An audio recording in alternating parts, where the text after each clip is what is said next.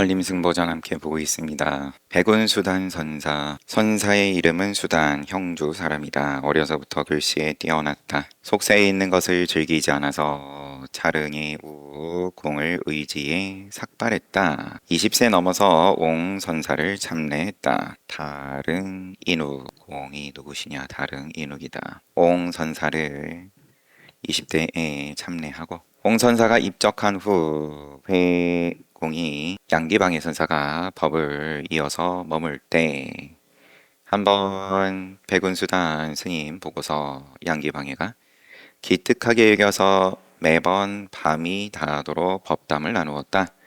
하루는 갑자기 상인의 스승이 누구냐 당신의 높여서 존중하면서 스승이 누구냐 물으니까 백운수단이 다릉 인욱 화상이라고 대답했다. 내가 듣자니 그가 계곡을 지나면서 깨친 바가 있어 개를 지은 것이 매우 기특하다 했는데 기억할 수 있겠는가? 수단이 그 자리에서 외웠다. 가르침을 받은 다릉 인욱 선사의 개성을 궁금해하니까 나는 신이한 구슬 한 과가 있는데 구슬 하나 있는데 살이 1과 2과 그렇게 세듯이 구슬 하나 있는데 밤낮으로 번뇌와 구속을 당했구나. 금일 아침 번뇌가 다하고 광명을 내면서 청산에 만가지 넝쿨을 비추어 파는구나. 청산이 만가지 넝쿨을 비추어 캐뜨리는구나. 보통 이렇게 되면 좋은 소리는 못 듣죠. 어제는 이랬는데 오늘은 이렇습니다. 그러면 방해가 크게 웃으면서 일어나서 갓버리니까 수단이 놀라서 좌우를 살피면서 밤새 뒤척였다. 더 없이 크게 웃고 갓버리셨습니다. 그러니까 백운수단이 이게 마음에 걸린 거죠. 신경 쓰인 거예요. 밤새 잠을 뒤척일 정도로. 다음 날 입실하여서 그 일을 물어서 구하니 때는 바야흐로 새해 아침이니 방해가 말했다. 또 마침 또 새해였다. 방해가 너는 어젯밤 여우가 움직이는 것을 보았는가? 보았습니다. 너는 산가지 하나만큼도 그에게 미치지 못한다. 수단이 크게 놀라면서 왜 그렇게 말씀하십니까? 그러니까 그놈은 사람이 웃는 것을 좋아하지만 너는 사람이 웃는 것을 두려워한다. 수단은 이 말 끝에 크게 깨달았다. 번역한 것도 크게 다르지 않은데 여우가 움직이는 거 봤냐? 봤습니다. 너는 그거보다 부족하다. 그에 미치지 못한다. 왜 그렇게 말씀하십니까? 그러니까 그놈은 사람 웃는 거 좋아하는데 너는 내가 한번 크게 웃었다고 밤잠을 설칠 지경이니까. 수다는 이 말 끝에 크게 깨달았다. 작별하고 떠나서 여산을 두루 돌아다녔다. 원통 건울 선사가 그를 만나보니 스스로 미칠 수 없다고 여겼다. 스스로 백운수단 선사를 높여서 내가 부족하다. 강주 승천사에 옮겨 머무니 명성을 폭발적으로 드날리게 되었다. 또한 원통 선사에게 양보하여 머물도록 하고 스스로 동당에 거처하였다. 수다는 그때 28세였는데 스스로 이전부터 살던 대중들에게 겸손하였고 총림을 잘 유지하였다. 미리 얘기하면 48에 돌아가십니다. 되게 좀 일찍 뭔가 자리를 양보하고 동당에 거처하고 자기의 책임을 매우 중히 여기는 까닭에 대중에게는 공경하면서 동시에 엄하게 하였고 공으로서 사를 없애니 이에 종풍이 크게 떨쳐졌다. 얼마 안 되어 건울은 원통 건울은 고요하고 한가한 것을 싫어하게 되었고 군수가 와서 객정을 늘어놓자 태수가 불쌍히 여기면서 수단을 쳐다보자 공손하게 대답할 뿐이었다. 요건 한번 보면 자신을 엄하게 꾸짖어 엄격하게 대중을 거느리고 공적인 마음으로 사사로움을 벌이니 종풍이 크게 떨쳤다. 얼마 뒤 요 원통 건울이 한적함을 싫어했다. 태수가 찾아와 곤란한 처지를 말하자 태수는 요 수단 선사를 쳐다보았고 수단 선사는 웃으면서 그러겠다고만 했다. 그러니까 관에서 소속되어 있는 절들 소임자를 임명하니까 원통 건울이 그러면은 한가한 거를 싫어하게 되었다. 그러면은 절에서 주지 소임을 좀 잘 못 살았다. 이런 느낌으로 보이고요. 그러니까 이제 나라의 관리가 와가지고 백운수단 왜냐하면 백운수단 스님이 그 자리를 원통 건울에게 양보를 하고 본인은 동당에 머물고 있는 중이기도 하니까 다음날 법좌에 올라가지고 백운수단이 예전에 법안선사가 개성호로 말한 것이 있다. 어렵고 또 어려운 것은 망정을 버리는 것이 어려운 것이요. 망정이 다하면 원명한 구슬 한 과가 가득 찰 것이다. 방편으로 망정을 버리는 것은 아직 옳지 않으니 다시 방편마저 버려야 크게 어긋나지 않으리라. 여기까지가 개성. 근데 대중들은 말해보라. 망정을 어떻게 버려야 하느냐. 잠시 나이를 한번 확인을. 원통 고눌이 1010년생이고 지금 보고 있는 백운수단이 1025년생이니까 15살 지금 어린 건데 백운수단이. 그러니까 또 자리를 양보를 했던 거기도 할 테고. 근데 이제 인연이 자꾸 이 백운수단 선사 당신이 이제 앞장 서시면 좋겠습니다. 이제 이런 분위기로 가고 있는 중이니까 법좌에 올라가지고 개송을 하나 이야기를 하고 어렵고 어려운 것은 망정을 버리는 것이 어렵고 망정이 다하면 본래 원만하고 밝은 그 구슬이 가득 찰 거다. 방편으로 망정을 버리는 거 버려야지 하고 버리는 정도 가지고는 부족하니까 마저 버려야 크게 어긋나지 않으리라. 대중들에게 그럼 어떻게 그렇게 할 거냐? 한번 하고 자리에서 내려와 보따리를 짊어지고 갓버리니 대중들이 크게 놀라 만류하였으나 어떻게 할 수가 없었다. 그냥 떠나버리셨어요. 드디어 강을 건너 오조산의 구석방에서 하한 거를 보냈는데 드러내지 않으시고 조용하게 서주의 작은 절은 법화사라고 불렀다. 주지들은 세장 속의 새와 같지만 나른 것을 잊어버린 것은 아니었다. 서주 태수가 백운수단의 고고한 가풍을 듣고서 그 사람을 보고자 하여 공문서로서 머물기를 청하였다.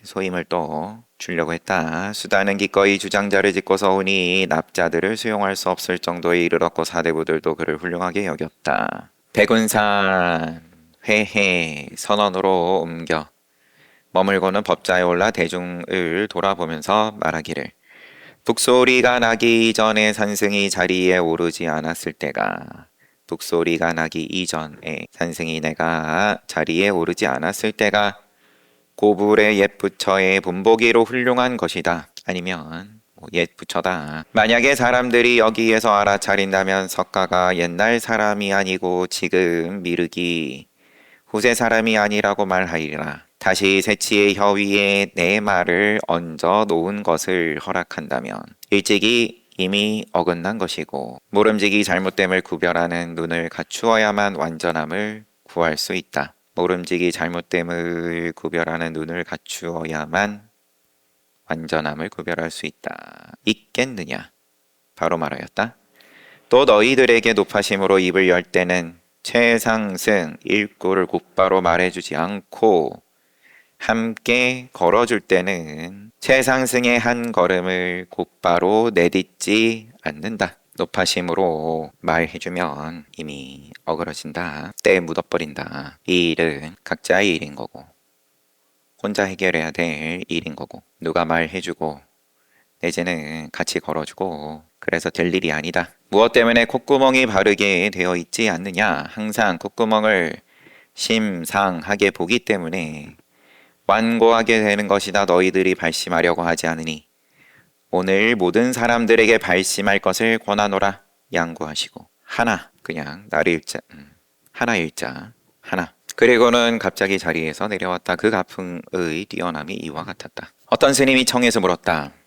해초가 법안에게 무엇이 부처입니까? 물으니까 너는 해초이다 라고 말했습니다. 이걸 물은 거죠. 그러니까 백운수단 개송으로 한입 큰 빛의 엽전으로 튀긴 인절미를 사서 씹어서 뱃속으로 넣으니 그 자리에서 배고픔을 면한다. 해초가 법안에게 무엇이 부처입니까? 물으니까 너는 해초. 이게 무슨 뜻입니까? 그러니까 엽전 하나로 인절미 사가지고 맛있게 먹으니까 그 자리에서 배고픔 면한다. 또 물었다. 어떤 스님이 운문에게 질문 자체가 어떤 스님이 운문에게 어떤 것이 법신을 꿰뚫는 구절입니까? 그러니까 운문이 북두 속에 몸을 숨기는구나 라고 말했습니다. 또 수단이 개송으로 서울의 공자가 꽃놀이에 빠져 있지만 급제 못한 가난한 선비의 회한이 많구나. 추운 곳에서 다른 사람의 부귀를 쳐다보는데 등한히 벼슬아치를 참지 못하니 어찌 하겠는가. 벼슬아치 하고 싶은 마음을 등한하게 여여하게 보지를 못하고 참지 못하니 어찌 하겠는가. 서울 공자가 밑에 주석이 또 임간록에서는 몇 글자가 조금 다르다 하면서 옳은 공자 꽃놀이에 푹 빠졌지만 급제 못한 가난한 선비 옛부터 많았지. 추운 곳에서 남의 부귀를 부러워하니 벼슬아치는 내 어찌할 수 없구려. 차나여 말하노라. 양기는 타고난 덕으로 신이하게 깨달아 자유히 삼매에 들어가 기쁘게 납자들을 간파하고 증험하였으니 고존숙의 유풍이 남겨둔 가풍이 있어 경력 이후로 종사라고 호칭하였다. 또 백운수다는 젊을 때 언변이 뛰어났고 담력과 기상이 정예로우며 능히 앞에 아름다움을 본받아 미래세에 이르도록 명예와 지위를 더럽게 여기고 법을 설할 때는 직연을 없앴고 또 격에서 벗어났다. 위산에게 해적 앙산 해적이 있고 현사에게 계침 나한 계침이 있는 것처럼 임대의 법도가 가히 정료하지 않구나. 쓸쓸하지 않구나. 열반에 대해선 따로 여기는 없네요. 48 사신 거는 맞고 그게 좀 소임은 일부러 피하면서 무엇이 부처입니까? 그러니까 인절미 좋아하셨는지 또 튀겨서 떡을 튀겨가지고 웬만한 거는 뭐 다 튀기니까 요리에 있으니까 떡이면 떡이라고 뭐 안 튀길 것도 아닐 테니 엽전 하나로 여거 하나 먹으면 부처도 부럽지 않아. 대통 선본 선사 선사의 이름은 선본 동시 집안에서 태어났으며 한나라 동중서의 후손이다. 그의 조상은 태강 중서촌에 살았는데 조부는 기, 아버지는 온. 이게 뭐 이름인 건지 소임인 건지 이름이네요. 모두가 영에서 벼슬을 하여 영 땅에서 벼슬을 하여 드디어 영인이 되었다. 어렸을 때 어머니는 자식이 없어 부처님 앞에서 기도하면서 맹세하여 말했다. 아들을 얻으면 반드시 부처님을 섬기게 하겠습니다. 귀한 자식을 부처님께 빌어가지고 그러고 얻었다. 그러면 더 이상 바랄 게 없다. 순 거짓말이다. 부처님께 우유죽을 올린 수자따 여인이 좋은 짝지 만나가지고 결혼할 수 있게 해주세요. 목신한테 기도를 하고 그게 이루어지고 그 다음에 매년 목신에게 귀한 우유죽을 올리는데 서가모니 부처님께서 거기 앉아 계셨다가 받게 되셨다. 그런데 이제 그 다음 소원 비는 게 아니라 나의 소원이 이루어졌으니 목신 당신의 소원도 이루어지기를 바랍니다 하고 축원을 하는 입장으로 이 어머니의 입장을 제가 저쿵저러쿵 할 건 아니고 아들을 얻으면 반드시 부처님을 섬기게 하겠습니다. 바로 채식만 하였고 얼마 후 임신을 하여 이 어머니가 그러면 청정하게 모양 썼다. 얼마 후에 임신을 해가지고 선본, 이 선본 선사 착할 선자예요. 낳았는데 뼈대가 뛰어났다. 그러면 말 그대로 그냥 몸이 강골이었는지. 첫돌의 아버지가 돌아가시자 어머니는 작은 할아버지 집에서 길렀다. 자라서는 박학하였고 품행을 맑게 닦았다. 어머니마저 죽자 슬픔이 예의보다 지나쳤으며 벼슬의 뜻을 접어버리고 곡기를 끊고 돌을 배우면서 붓 만드는 재주를 숨겼다. 그러나 기가 드세에 굽힐 줄 몰랐고 늘 말이 없었으며 공경대부를 배간시하였다. 뭔가 좀 외로운 늑대 느낌으로 가후 8년 동생의 이름이 착할 선자의 생각사자입니다. 선사와 더불어 함께 수도에 가서 유명한 성지로 알려진 지장원에서 익힌 바를 시험 받고 비구가 되었다. 그의 스승인 원성, 율사, 해읍은 사람들에게 선보는 뒷날 세상의 이름을 날릴 것이니 그 동생하고 같이 지금 비유가 되었습니다. 선보는 뒷날 세상의 이름을 날릴 것이니 나의 법 가운데에서 태어났구나. 원성은 그로 하여금 계율을 익힐 것을 허락했다. 만행을 좋아하여 꿈에 동자를 보았는데 세간에서 그린 바의 선제 동자와 같았으며 합장하고서 따라갔는데 남쪽이었다. 꿈을 깨고는 제불보살이 나에게 가피를 주시는 거라. 내가 남쪽으로 여러 선우를 좋은 수행자들을 찾아가야 하는 것인가. 그때 원조 선사의 도가 땅에서 떨쳤는데 선본의 지름길로 고소 땅에 가서 서광사 절 이름인데 서광사에게 참학하였다.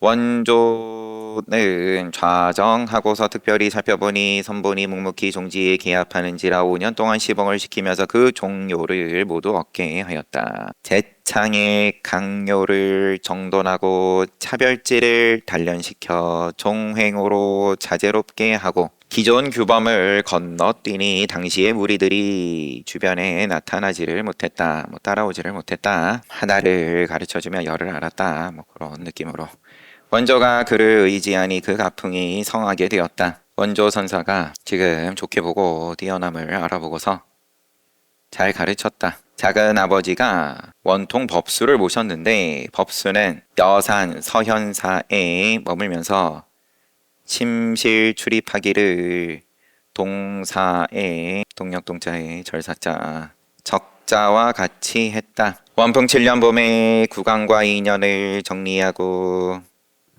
강서성을 떠났다. 회산으로 가서 두루 조탑에 예배하였다. 부산에 바위 덩어리가 부산 법원에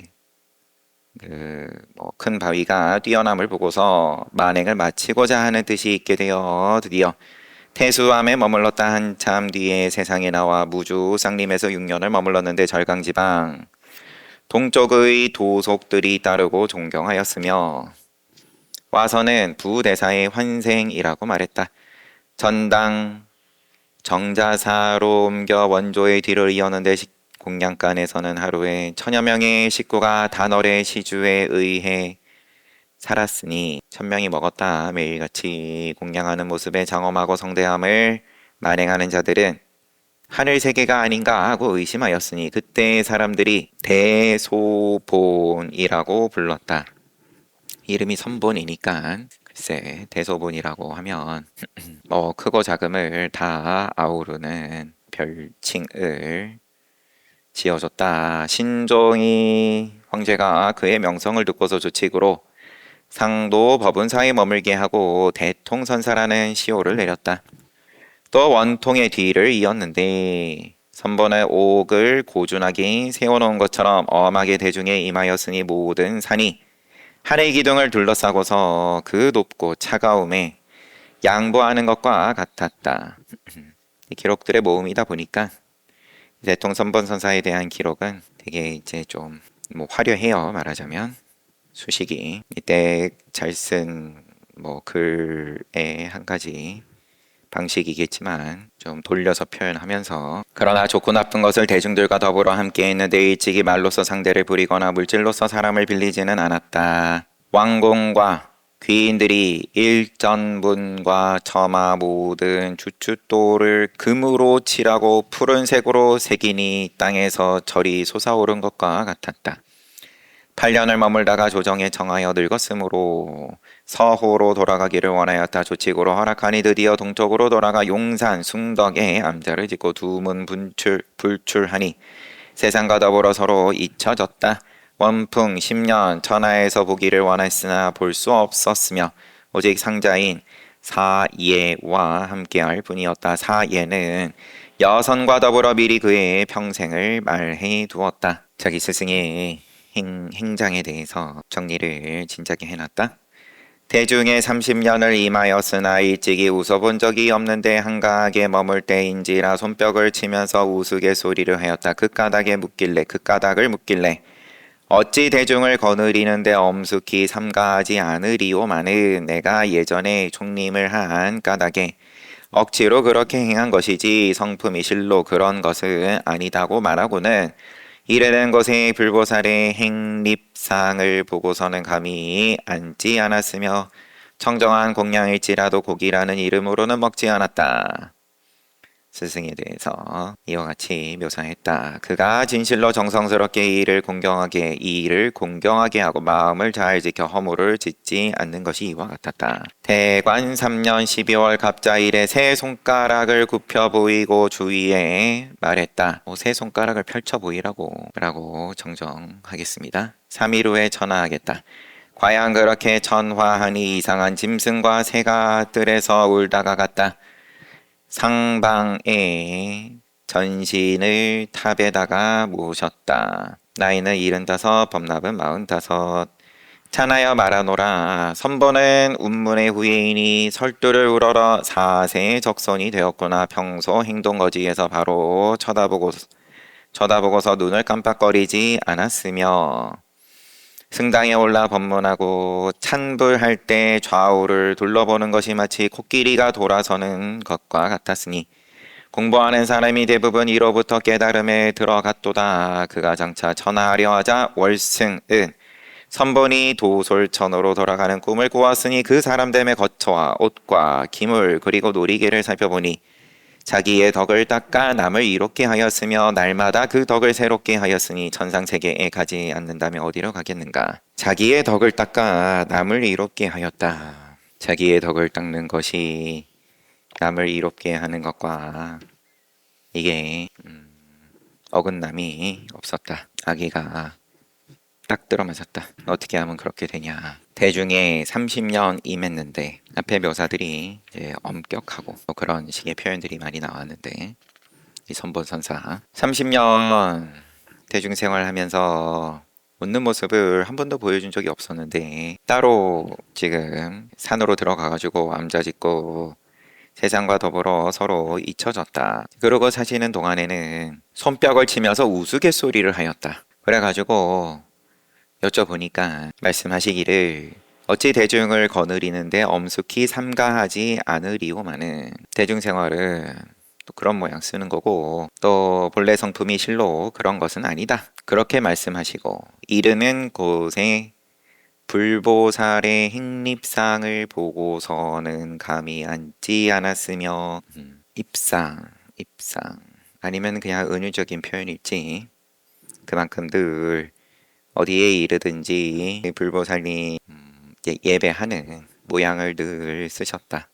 그래서 그 위의가 또 행동이 늘 정갈했다. 조심스러웠다. 먹는 것도 그러하고 백운수단선사는 앞에 어제 봤던 양기방의 선사하고 같이 묶어가지고 찬을 한 건데 어제 본 것도 금방 기억이 안 나가지고 양기방의 선사는 어렸을 때 풍자를 잘했고 연극에 심취하였다. 이런 구절을 읽었는가 싶을 정도로 여튼 간에 비구가 된 다음에 일찍부터 제방의 이름이 널리 퍼졌다. 절살림을 맡았는데 석상초원 선사 만나가지고 모시고 살기 시작하면서 양기방의 선사가 자청하고서 절살림을 맡았는데 자명의 뜻과는 달랐지만 대중들은 칭찬했다. 양기방의 선사를 종이 옷을 입고 그런 본인은 이제 청빈하게 그러면서 돈과 곡식을 맡아